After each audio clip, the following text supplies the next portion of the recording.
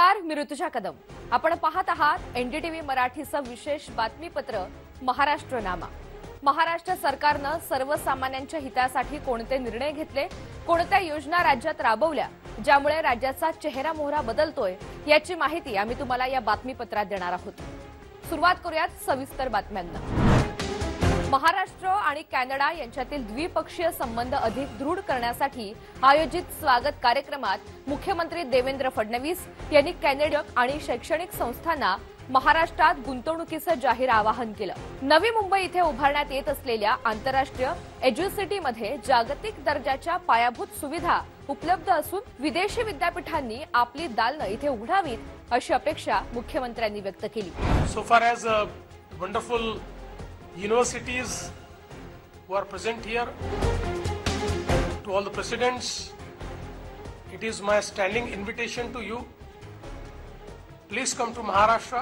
कॅनडाचे राष्ट्रीय महसूल मंत्री फ्रँकोइस फिलिप शॅम्पेन आणि न्यू ब्रन्सविकच्या प्रीमियर सुसान होल्ट यांच्या उपस्थितीमध्ये पार पडलेल्या या बैठकीत डेटा सेंटर, एआय आणि स्टार्टअप क्षेत्रामधील सहकार्यावर चर्चा झाली।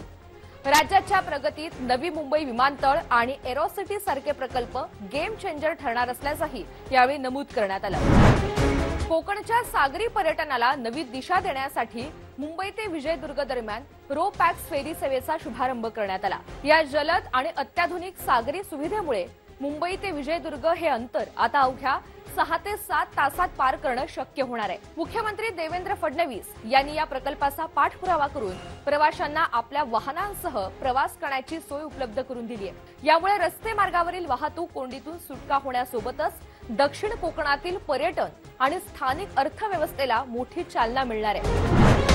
पुणे जिल्हा शिक्षण मंडळाच्या आढावा बैठकीमध्ये उपमुख्यमंत्री सुनेत्रा पवार यांनी संस्थेमार्फत झालेल्या विकास कामांचा सविस्तर आढावा घेतला। या बैठकीत शिक्षण क्षेत्रातील गुणात्मक वाढ आणि भविष्यातील नियोजनावर विशेष भर देण्यात आलेला असून कार्यकर्त्यांनी एकजुटीनं संस्थेचं कार्य पुढे नेण्याचा संकल्प केला। राज्यातील ग्रामीण भागातील आर्थिक चक्राला गती देण्यासाठी केंद्र सरकारनं महात्मा गांधी राष्ट्रीय ग्रामीण रोजगार हमी योजनेअंतर्गत 1168 निधी मंजूर केला आहे। 2025-26 या आर्थिक वर्षासाठीचा हा चौथा हप्ता असून मुख्यमंत्री देवेंद्र फडणवीस यांनी या निर्णयाचं स्वागत करत केंद्र सरकारचे आभार मानलेत। मुख्यमंत्री म्हणाले की या निधीचा सर्वाधिक फायदा आपल्या आदिवासी बांधवांना, अनुसूचित जातीतील नागरिकांना आणि ग्रामीण भागातील इतर श्रमिकांना होणार आहे। मुख्यमंत्री देवेंद्र फडणवीस यांच्या अध्यक्षतेखाली महाराष्ट्र विमानतळ विकास कंपनीच्या संचालक मंडळाची एक महत्त्वपूर्ण बैठक पार पडली।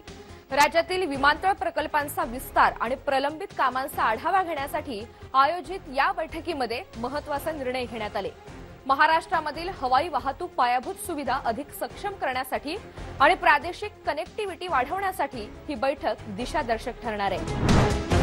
दुबईत अडकलेल्या महाराष्ट्रामधील अनेक नागरिकांना मायदेशी सुखरूप परत आणण्यात सरकारला यश आलेलं असून दुबई विमानतळावरून निघालेले प्रवासी आता मुंबईमध्ये उपमुख्यमंत्री एकनाथ शिंदे यांनी स्वतः अडकलेल्या प्रवाशांशी फोनवरून संवाद साधून त्यांना दिलासा दिलाय आणि त्यांच्या सुरक्षित परतीसाठी पाठपुरावा केला। संकट काळात आपल्या नागरिकांच्या पाठीशी ठामपणे उभे राहण्याची भूमिका राज्य शासनानं घेतल्यामुळे प्रवाशांनी आणि त्यांच्या कुटुंबियांनी सुटकेचा निश्वास टाकलेला आहे। लोकांची सुरक्षितता आणि युद्धाची परिस्थिती यातनं लोकांना परत आणण्याकरता सगळ्या उपाययोजना केल्या जात आहेत। सगळ्या लोकांना या ठिकाणी सुरक्षित परत आणण्याचं काम हे केंद्र सरकार करेल आणि राज्य सरकार सातत्याने त्याचा पाठपुरावा करत राहील। जागतिक ख्यातीचे इक्विटी स्ट्रॅटेजिस्ट क्रिस्टोफर वूड यांनी विधान भवन इथे मुख्यमंत्री देवेंद्र फडणवीस यांची भेट घेतली।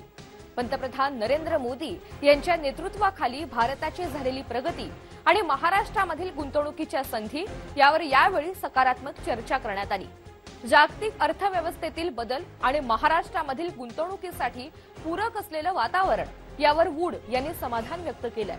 राज्याला नाविन्यपूर्ण आणि जागतिक दर्जाचं गुंतवणूक केंद्र बनवण्यासाठी शासन कटिबद्ध असल्याचं मुख्यमंत्री देवेंद्र फडणवीस यांनी यावेळी अधोरेखित केलं।